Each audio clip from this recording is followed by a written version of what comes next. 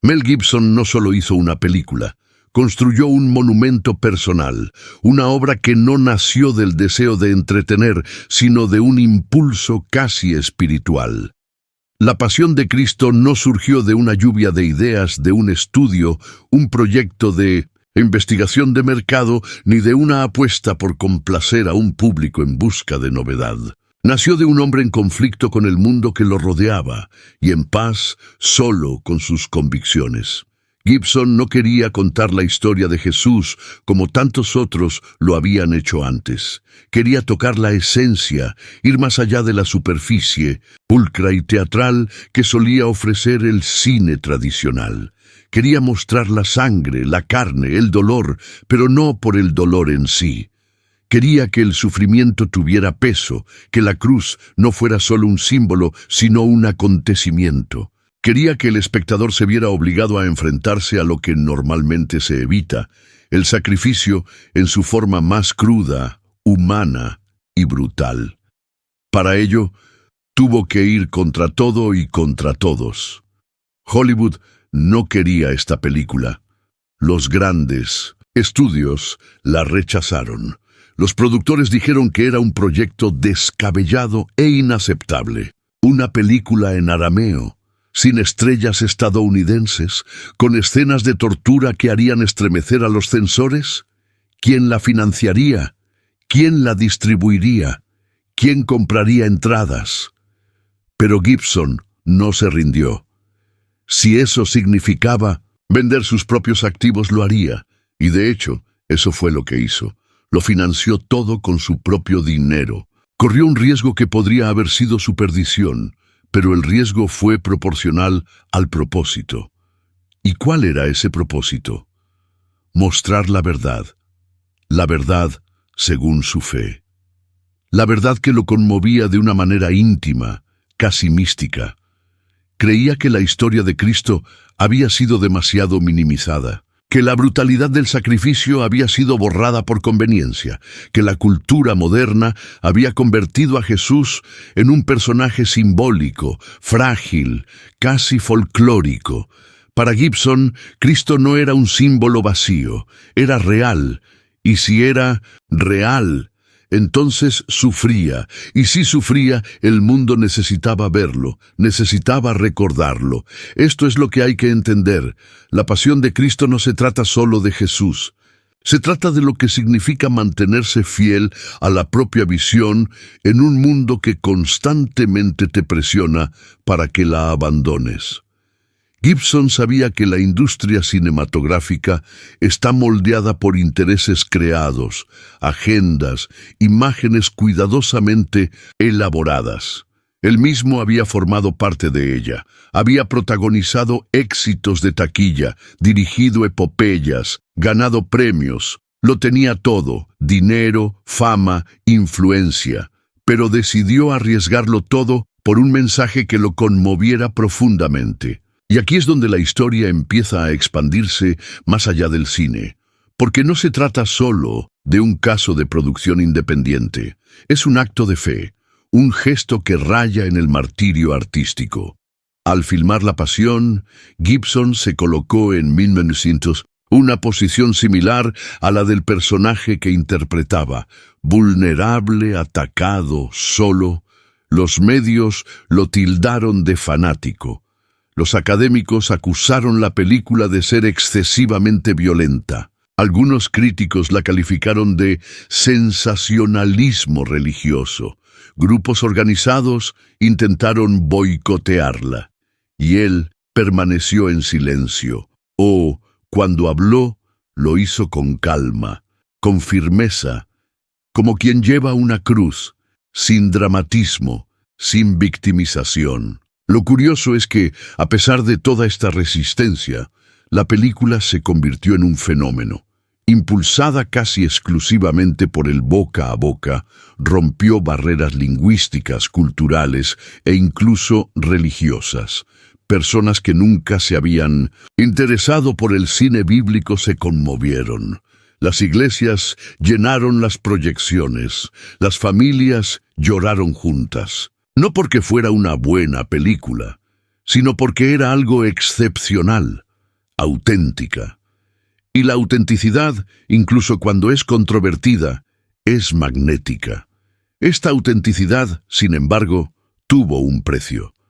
Gibson empezó a ser visto con recelo por muchos sectores de la industria.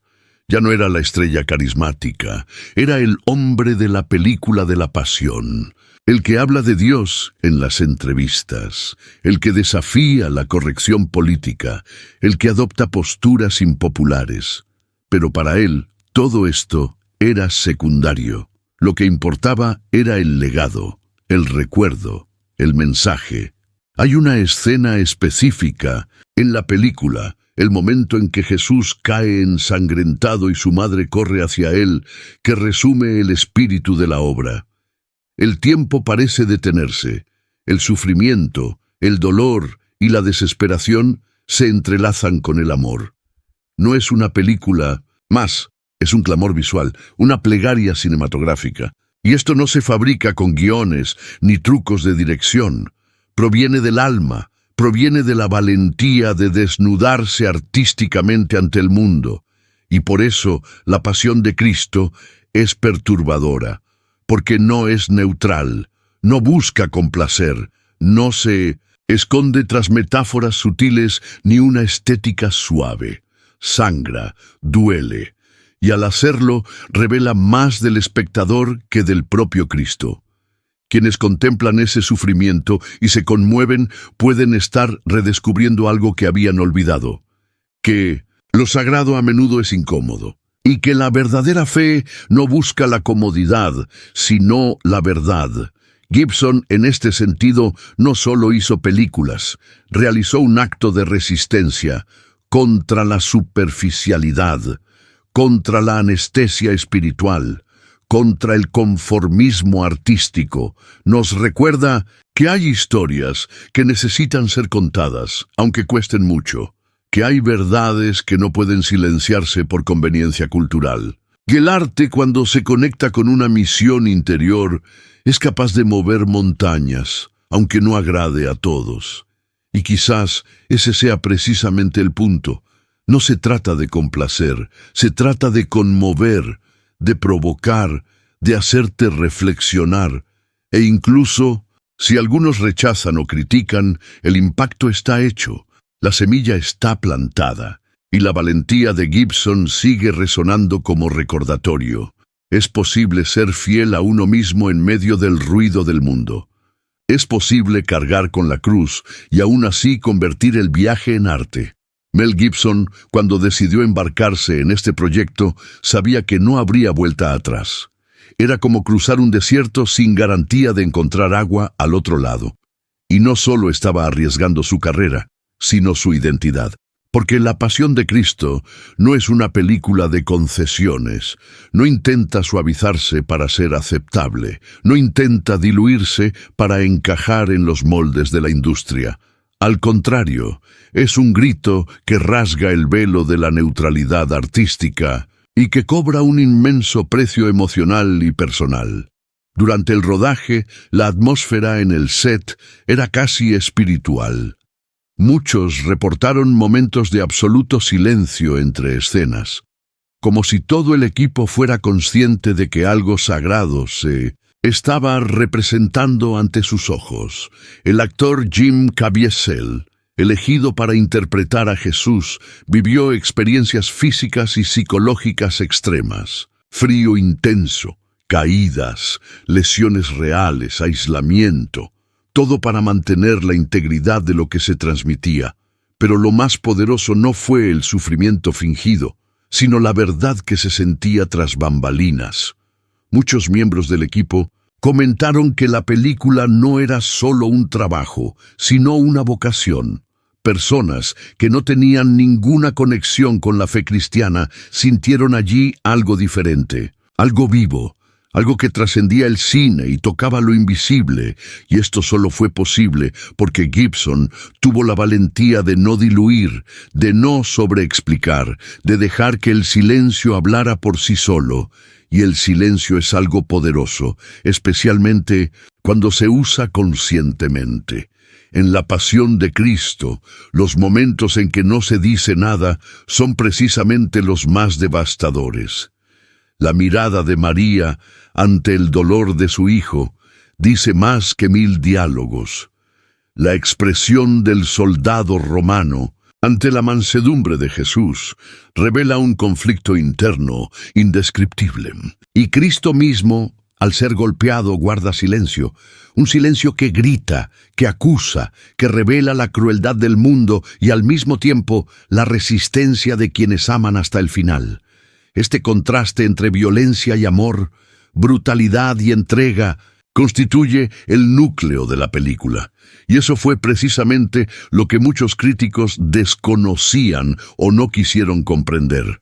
Decían que la película era demasiado violenta, pero no se dieron cuenta de que la violencia no está ahí para impactar, está ahí para confrontar, para desenmascarar, para demostrar que el amor, cuando es verdadero, no se expresa solo con palabras dulces, sino con gestos radicales, y que este amor, encarnado en Cristo, no puede entenderse a la luz de una lógica comercial o estética. Gibson lo sabía, y por eso eligió el riesgo por encima de la omisión, eligió la intensidad por encima de la neutralidad.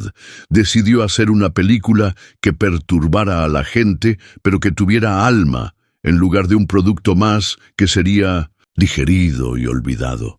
Y fue entonces cuando rompió con el sistema, porque Hollywood, con todas sus luces y premios, valora el espectáculo por encima del sacrificio, valora la forma por encima del contenido. Y cuando alguien decide invertir esta lógica, el sistema reacciona, lo rechaza, lo ridiculiza, y eso es exactamente lo que le ocurrió. Tras el éxito de taquilla de la película, la gente esperaba que Gibson fuera celebrado. Pero lo que vieron fue lo contrario. Fue aislado, atacado, perseguido. Sus errores personales, reales como los de cualquier ser humano, fueron cruelmente expuestos. Los medios de comunicación, que antes lo habían aplaudido, le dieron la espalda. No porque hubiera hecho algo imperdonable, sino porque había roto el pacto de silencio.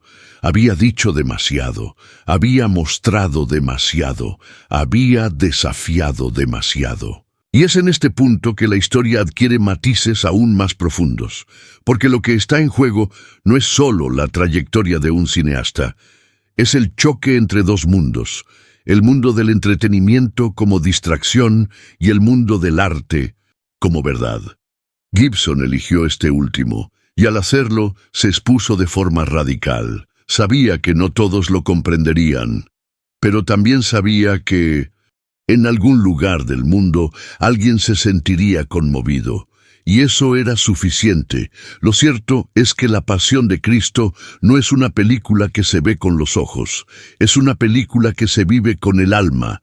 Hay algo en su estructura, en su brutalidad poética, en sus silencios y pausas que nos obliga a confrontar nuestra propia condición, que nos obliga a preguntarnos, ¿qué haría yo si estuviera allí? ¿Escupiría también? ¿Volvería la cara también?